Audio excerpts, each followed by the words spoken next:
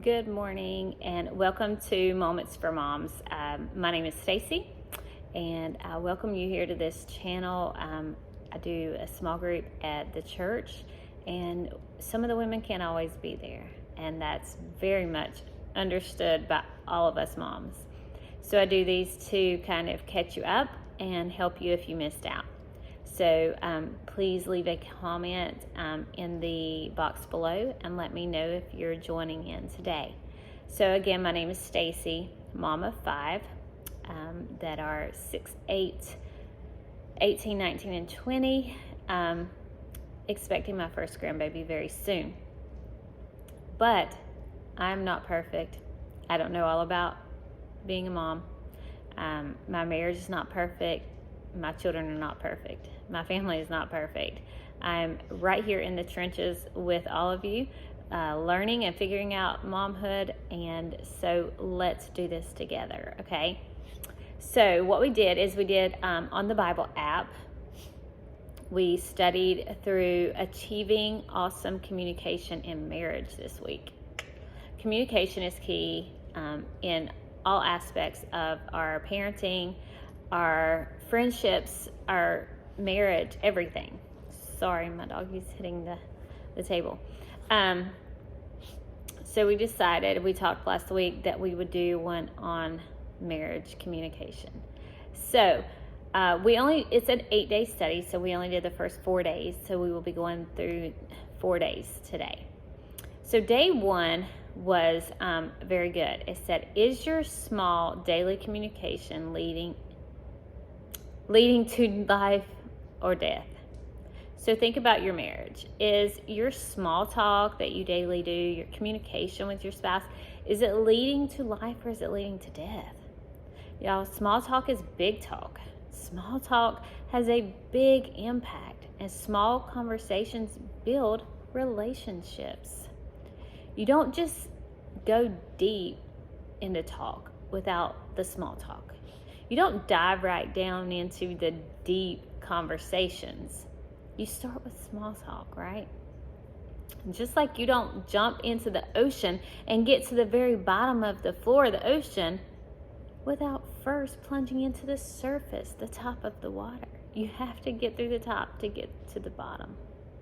In our marriages, most of the time, the small daily communication is the most frequent communication we have. We must use our words wisely with our spouse, right? Are we bringing life or death with our language to our spouse? Are we bringing positivity and life, or are we bringing death with what we're saying? So each day they would give a challenge, and the challenges were really, really good. They really make you think about your marriage and about your communication and your just day-to-day life. So the first day's challenge was, think about your daily communication with your spouse. Prayerfully reflect and think through this. How often do you communicate with your spouse? Do you communicate daily? Do you communicate morning and evening? Do you communicate 3 or 4 times a day? Or are you the type that communicate all day long? How often is your communication? And through what means? Are you physically talking? Is it through nonverbal talk? Is it through text message, phone calls? How are you communicating? And are your words kind? Are your words always kind to your spouse? Is your tone kind? Are you using a sweet, kind tone when you're speaking to your spouse? Are you being intentional about your small daily communications with your spouse? Do you try to be intentional with those to make sure that you're achieving the small talk and getting to the big talk? The Bible is clear that our words, though small, have a big impact for good in our marriage. I tell my children all the time that words are like toothpaste. Once you get the toothpaste out of the tube, you can't get it back in. Well, our words are so much like that. Once you spit out those words, you can't take them back. They can't go back in. So we have to remember our words are very, very important. So You can't take them back. Just like that toothpaste can't go back in the tube. So let's use our words to bring life into our marriage. What are some ways that you may bring death with your words to your spouse? Do you talk negative about them in front of other people? Are you always putting them down? Do you tell them all the time what they're doing wrong? Do you nag them? What are some ways that you may bring death to your spouse? And ask God to help you control your tongue and avoid language that tears your spouse down. Ask your spouse what tears them down so you can grow in this area in your marriage. Just ask them. Say, what is it that I do that really tears you down and it brings you down? Ask them. Be open. Ask them to be open with you. What are some practical ways you can bring life to your spouse with your words? Have you thought about what kind of words and communication you can use to actually bring life to your spouse? Like being very positive and affirming them in the things that they do and really complimenting them on things, even if it's just the way they cut the grass, guys, even if it's the way they put the trash can back or put their plate up. Guys, just speak life into them. Ask your spouse what kinds of things they love to hear you say to them. What is one thing you can do to improve your daily communication with your spouse? Just try to think of something that you can do daily in communicating with your spouse that you could do better. Proverbs 18:21 says, "Death and life are in the power of the tongue, and those who love it will eat its fruit." Then Matthew 12:36 says, "But I say to you that for every idle word men speak, they will give account of it in the day of judgment." James 3:5 says, "Even so the tongue is a little member and boasts great things. See how great a forest a little fire kindles."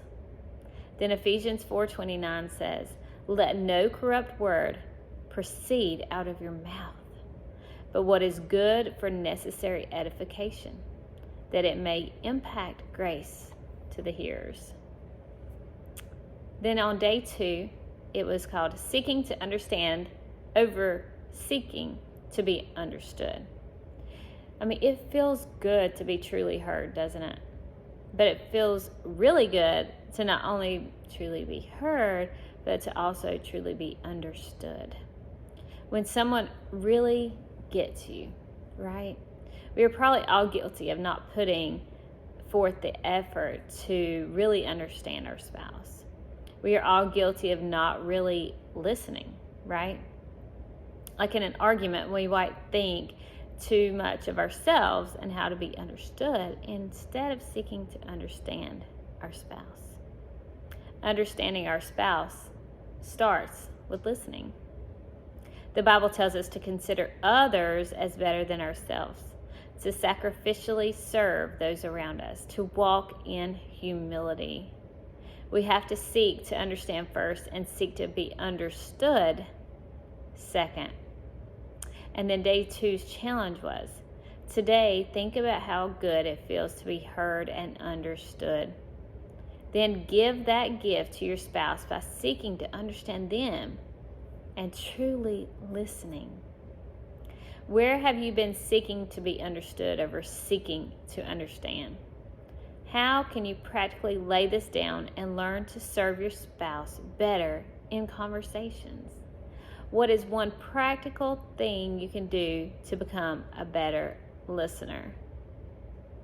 How can you become a better listener? The next time the two of you are in a disagreement, what are some things you can do to best understand your spouse? Ask your spouse how you can be a better listener and how you can grow in seeking to know and understand them. And then it said in part of the challenge was, together come up with 5 great questions you can ask each other in an argument to better understand each other. So together, sit down and talk about this, and together come up with 5 questions that you can ask each other to better understand each other during an argument. Proverbs 18:2 says, "A fool has no delight in understanding, but in expressing his own heart." 1 Corinthians 13:1 says, "Though I speak with the tongues of men and of angels, but have not love, I have become sounding brass or a clanging cymbal." Philippians 2:3 says, "Let nothing be done through selfish ambition or conceit, but in lowliness of mind let each esteem others before and better than themselves." Then on day 3, it was asking good questions. Jesus asked many times questions in the Bible. Yes, there's a big difference between us and Jesus. But Jesus asked questions for the hearer's sake, not for his own. We normally ask questions to gain understanding and information. And he didn't ask questions for himself because he already knew the answers. He asked questions for others. Part of good communication in marriage is asking good questions. Not understanding your spouse will cause an array of conflicts in your marriage. Seek to understand your spouse in order to best enjoy your spouse and who God created them to be. Your questions can also help your spouse grow to be more self-aware. And being self-aware makes you healthier, and your marriage can only be as healthy as you are, right? You too have to be healthy to have a healthy marriage. The challenge for that day was, today be curious about your spouse. Be a student of your spouse and commit to learning how to ask your spouse good questions. So be a student and be curious about your spouse. Think of your spouse as a book that you're trying to learn, a new subject, a new sport, anything. And you really want to figure it out. Did y'all see that fly just go past my head? I have no idea where it came from or where it went. So think of them as something. For instance, it's like a hobby. Think of your spouse as a hobby, and you're going to figure it out. You're going to ask questions. You're going to listen. You're going to research to figure it out. That's what you're going to do with your spouse. If you're in an argument, here are some things you can do. You can ask your spouse, "Can you help me understand why you're so upset?" Or, "I want to understand and solve this problem together. Can you help me to understand why you did that? I want to know what happened so we can solve this together. Can you tell me more about how I made you feel? And I want to understand how you felt. What can I do to make it right? What needs to change for next time?" If you just want to engage in better conversation on an average day, try this. What was one thing that brought you joy today? What was a low point in your day? And what made it low? Don't just ask, what was your low point? What was your high point? We do that with our kids, right? But really say, what made that a low point? What made you feel low? Okay? Where did you see God move today? So ask them. Say, did you see God move in anything today? What did you see God move in? What is something you are hopeful for? What gave you energy today? And did anything drain your energy today? Ask them, and hopefully they'll ask back. What can we learn from the way Jesus asked questions? What can we learn? Look in the Bible at some of the questions he would ask. Why do you think questions are so impactful?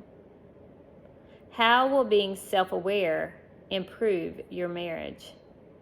What are some practical ways you can strive for self-awareness? How can you begin to ask better questions in your marriage? How will seeking to understand your spouse improve your marriage? What does it look like to also be curious about your spouse and seek to understand them? Luke 18:18 says, "Now a certain ruler asked him, saying, 'Good teacher, what shall I do to inherit eternal life?' So Jesus said to him, 'Why do you call me good? No one is good, but one, but that is God. You know the commandments. Do not commit adultery. Do not murder. Do not steal. Do not bear false witness. Honor your father and your mother.'" So those verses are so good. Then John 5:6 says, "When Jesus saw him lying there and knew that he already had been in that condition a long time, he said to him, 'Do you want to be made well?'" He asked the question. He wanted to know. Lamentations 3:40 says, "Let us search out and examine our ways and turn back to the Lord." 1 Timothy 4:16 says, "Take heed to yourself and to the doctrine. Continue in them, for in doing this you will save both yourself and those who hear you." Proverbs 20:5 says, "Counsel in the heart of man is like deep water, but a man of understanding will draw it out." Then on day 4, it was called the way of your words. The Bible tells us that our words are very powerful. Not just our words, but the way we say them. Did you know that 70 to 93% of communication is nonverbal? If we are communicating nonverbally so much, we need to strive to be loving in that communication towards our spouse, right? We don't recognize our own sin and unkindness and harshness. Has your spouse pointed out your unkind tone only for you to argue with them about how you spoke? Have open communication about your nonverbal communication to seek understanding of each other. Listen to your spouse if they say something about your communication. Don't be defensive. You have to be open in marriage. You have to ask. You have to be open to what they want to tell you and what they need to let you know how they feel. If you perceive mean, hateful, or confusing nonverbal communication from your spouse, seek to understand. Tell your spouse, "I hear you saying blank with your words, but in your body language, I hear blank. Can you help me to understand?" So for instance, you would say, "I hear you saying you love me with your words, but in your body language, I hear I don't like you very much.